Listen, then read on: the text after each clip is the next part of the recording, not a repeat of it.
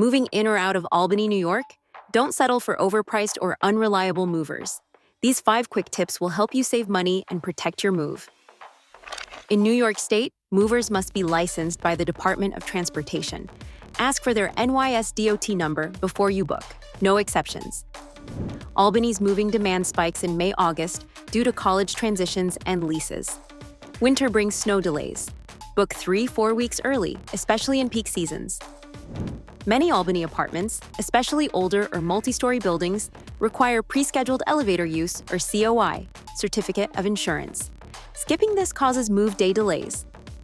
Avoid movers who quote blindly over the phone. 3 Movers provides accurate estimates using virtual or in-person walkthroughs. No guesswork, equal sign, no hidden fees. Some companies outsource part of your move to third parties. At 3 Movers, our local Albany crews handle your move from start to finish. No handoffs. 3 Movers has helped hundreds of Albany residents relocate safely, efficiently, and affordably. Whether you're moving between neighborhoods, across New York, or out of state, we've got you covered. NYSDOT licensed flat rate or hourly pricing local and long-distance moves, optional packing, and storage.